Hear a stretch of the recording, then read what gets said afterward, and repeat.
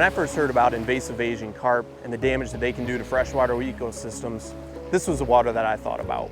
Grand Traverse Bay, Lake Michigan, right where I grew up. I worried about what they would do to the freshwater economy that we have based on tourism. But this isn't the only area that could be impacted by Asian carp.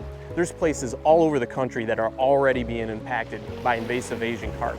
And so we're going to take a trip from here in northern Michigan all the way down to Tennessee to talk to people whose businesses could be impacted, people who are already being impacted, and the agency personnel and the scientists and the NGOs working on stopping Asian carp and recovering our waters.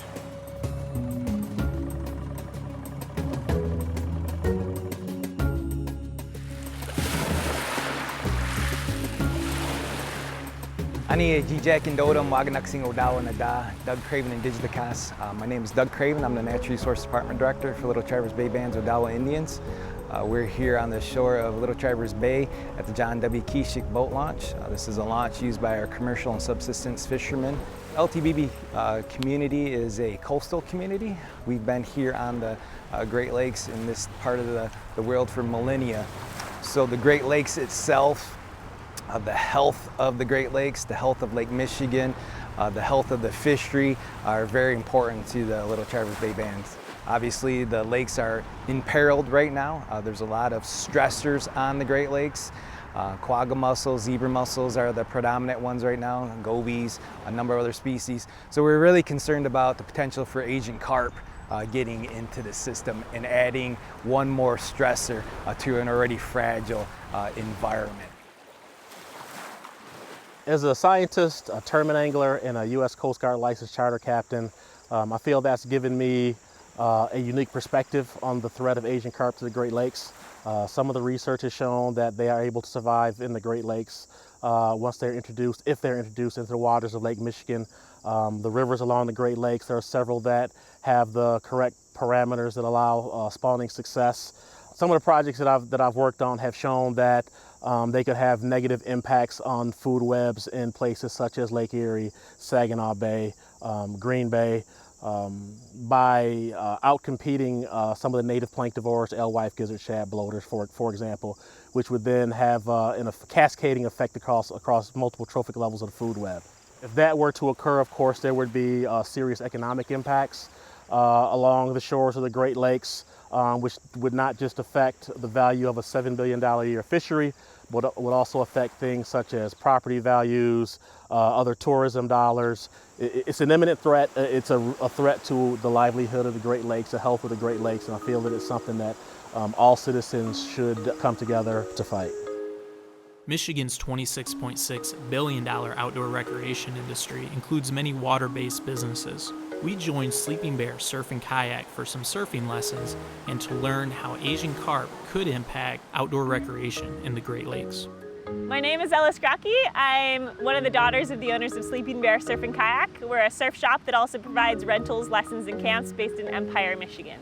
We get an influx of tourists from out of state, as well as a strong community here in northern Michigan that comes up to enjoy the diverse ecosystem that we have in the Great Lakes region, and specifically here in the Sleeping Bear Dunes, which was the inspiration behind our shop. And if we had an influx of Asian carp, it would most definitely prohibit that influx of tourists and make it a bit unattractive for people to get in the water to paddle and surf and swim and enjoy the shark-free waters that we call home.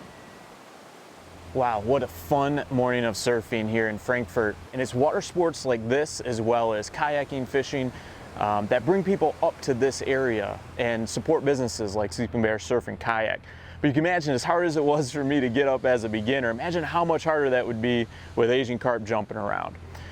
But it's not just the businesses like this that rent out water sports equipment that are supported by people coming up here that could be impacted by Asian carp.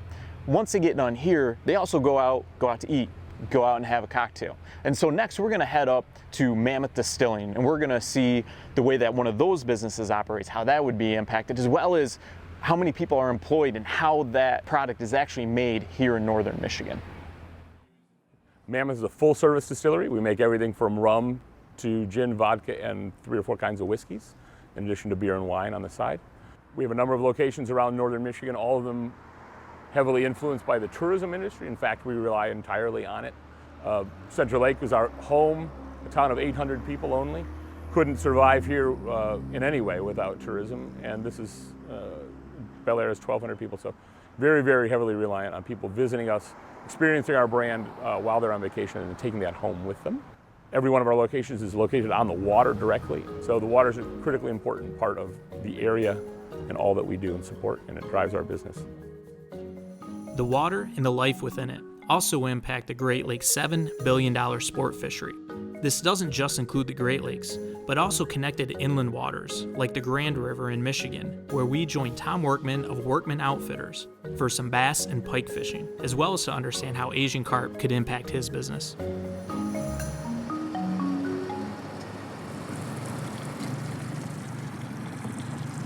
So Max and I started this business back in 2016.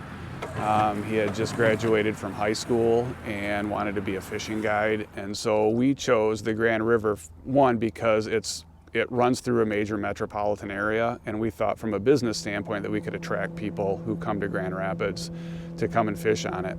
The most popular fish species during the summer are going to be your smallmouth bass and northern pike. There are some largemouth bass in this section. We have started to catch muskie up here. We're starting to find those. You get your steelhead runs through here, you get your salmon runs through here. Walleye are up here, we catch those as well too. And everything from your panfish to gar pike. It's a very diverse fishery up here, and that's what makes it so healthy, is that you've got that diversity here. You've got that biomass. You've got everything from crayfish right on through to creek chubs that are floating through here that these fish, these game species feed on. There we go, got one.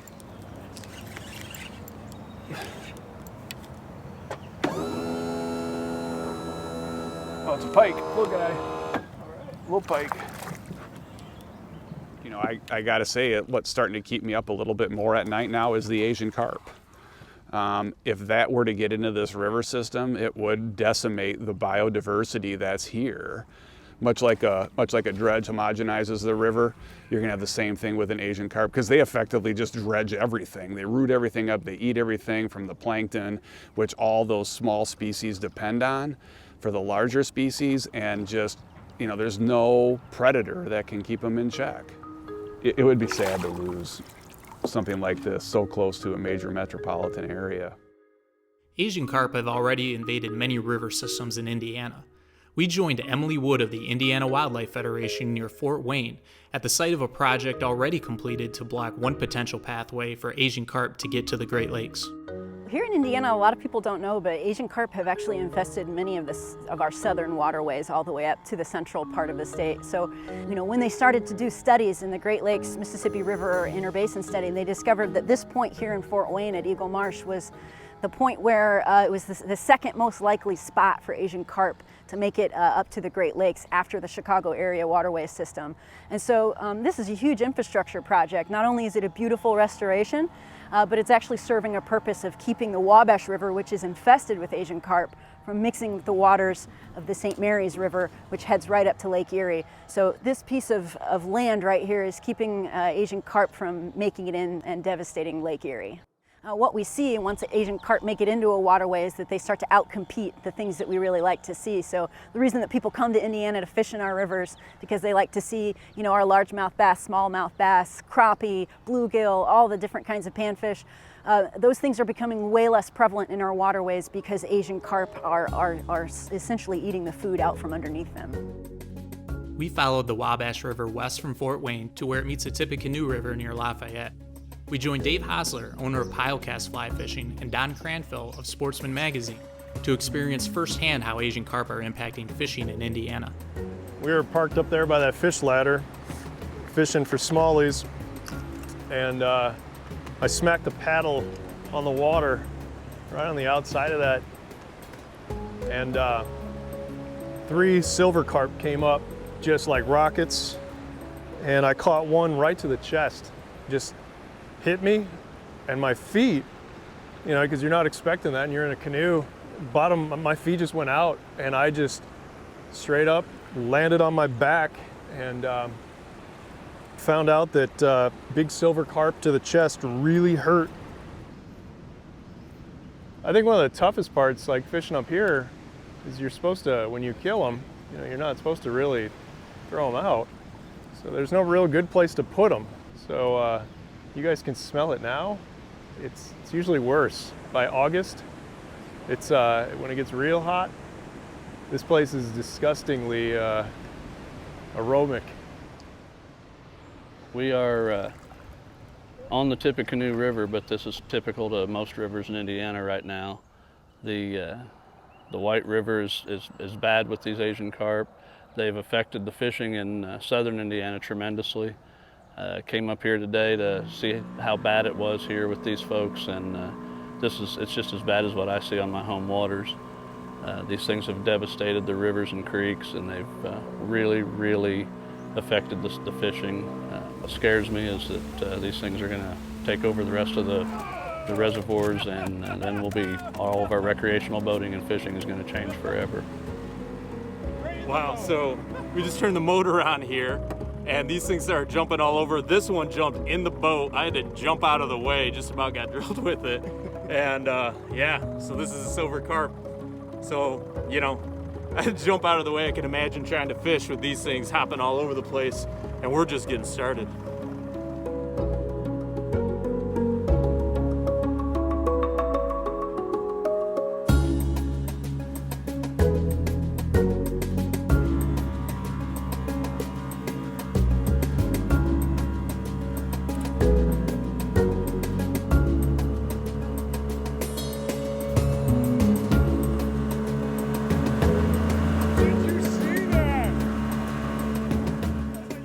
Further west, Asian carp have already invaded the Illinois River, which connects to Lake Michigan through the Chicago area waterway system. While there exists a series of electric barriers, in 2017, a silver carp was found on the wrong side of those barriers, the Lake Michigan side. We joined Robert Hirschfeld of the Prairie Rivers Network to find out what's being done about Asian carp in Illinois and what still needs to be done. We're here on the bank of the Illinois River in Peoria, Illinois. This river, like many of Illinois' rivers and streams, is infested with Asian carp. For far too long, the threat of carp was not taken seriously, and by the time it really was on the radar of decision makers, carp were everywhere in Illinois. There are a couple things being done about carp in Illinois. They are harvesting them, they're pulling them out by the millions of pounds. That is fine to address carp where they are. That's an okay solution for that problem, but it's never going to solve the problem of preventing carp from moving into new territory, including the Great Lakes. If we want to stop carp from getting in the Great Lakes, we need serious barriers. Something like the Brandon Road Project, which is a suite of technologies that will be installed at the Brandon Road Lock and Dam in Joliet, Illinois. There's multiple technologies that would prevent carp from moving through that lock and dam and getting into Lake Michigan and through Lake Michigan, the rest of the Great Lakes. Brandon Road is a great first step. We've got to do something. More is needed after Brandon, though. Not only do we need to do more to prevent carp from getting in the Great Lakes, to bring that level of risk down to zero, but we also need to take action to prevent other invasive species that are currently in the Great Lakes from moving through the Chicago waterway system and coming into the Illinois River. One thing Brandon Road can't do is prevent the two-way transfer of invasive species. So even after Brandon Road gets built, we're going to need to take steps to prevent invasive species from invading Illinois' rivers. Further south in Tennessee, Asian carp are affecting the fishing and also the hunting. We joined my colleague Bill Cooksey of Vanishing Paradise and Mike Butler, CEO of the Tennessee Wildlife Federation, to show us the impact that Asian carp are having on Tennessee waters like Kentucky Lake and Camden Bottoms. We're in the Camden Bottoms WMA. It's a wildlife management area that's really known for duck hunting. It's a phenomenal public hunting area, but it's also a great fishing spot. The carp, when you're running these trails at 4 a.m. going duck hunting, I've been in places like this with ice on the water and you're breaking ice with your boat, and suddenly carp are coming up through the ice and jumping into your boat, hitting you in the head. And if you think that's a rush in the daylight, you ought to try it at 4 a.m. There you go, Butler. Look at that nasty thing. Here in a little bit, we're going to get out on the main lake. That's Kentucky Lake, and it's just, you know, a few hundred yards really from us right now. But Kentucky Lake historically has been one of the top 10 bass fishing destinations in the country forever. But we've had a perfect storm, and the carp have been a big part of that. And they're filter feeders, and they eat the same thing, our shad and all of our forage fish, and even our game fish fry. That's what they eat, and that's where they come from. So with these carp here, we've lost a forage base. So with bass having bad spawns, nowhere to hide because we don't have grass, and now there's not a lot for them to eat, and it's killed our fishery. So they say these get to be about 110 pounds. How would you like a 110-pound fish like that in your boat? The model that we've worked with other fisheries professionals to develop is called block and tackle. You put barriers on the locks on all the dams on the Cumberland and Tennessee River, and then you use commercial fishermen to remove the fish. And that is proven to be an effective approach on the Illinois River, for example. The simple thing that we've been focused on is building a coalition of about 7 different states, including their U.S. Senate offices and their U.S. Congressmen's offices, to focus with the federal agencies involved and all the state fisheries agencies involved to go find the resources financially, the money, to give our agencies who are tasked with managing the resource the ability to remove these fish and start to effectively lessen their numbers. We just went over a school of Asian carp, probably bigheads. They're down deep, but they're really about from the bottom up to within about 6 feet of the surface. It's a loose school, they're big fish. Early on, we'd come over a spot like this and you start thinking, my God, look at all the bass. And then after a little while, you finally realize these aren't bass, you know, they're carp. Well, it's impacting recreational use, it's impacting lake home values, it's impacting all different types of things, including the health of the fishery. We've seen declines in crappie fishing success. We've seen the loss of different fishing tournaments.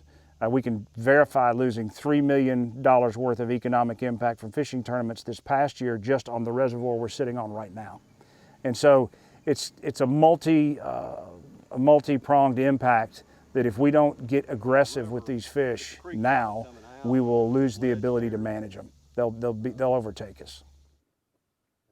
So Asian carp are a national problem that requires a national solution. From the fisheries in northern Michigan all the way down to Kentucky Lake, from the lower stretches of the Mississippi River up through Tennessee and Illinois and as far north as Dakotas, Asian carp are a problem. And it's not a regional issue, it's national in scope. And as such, we have to address it that way. Because we know that if we can reduce the numbers of carp in southern waters, that ultimately reduces the pressure of carp potentially getting into Lake Michigan and the rest of the Great Lakes. Our strategy of nationalizing this is working to remove them from existing waters in the south, but also trying to prevent them from getting into the Great Lakes. And we feel we have a pretty good plan to do that. The U.S. Army Corps of Engineers has identified the Brandon Road Lock and Dam as a great choke point to stop Asian carp from getting into Lake Michigan. It is a series of technologies that will enhance the lock so that you can protect the resource, but also allow shipping and commerce to continue. This is important because we know that we need everyone at the table fighting to keep carp out, because our $7 billion fishery here in the Great Lakes, our $15 billion boating industry are at stake. So we know that our efforts to keep carp out are paramount to keeping our quality of life and our economy here thriving. Not only for us now, but for our future generations. Asian carp impact and threaten a wide range of values across the country, from threatening fisheries and tourism in the Great Lakes to harming fishing, hunting, and even property values in Tennessee. We have seen some progress, like the Eagle Marsh berm in Indiana, but even more is needed to stop Asian carp. We have too much to lose.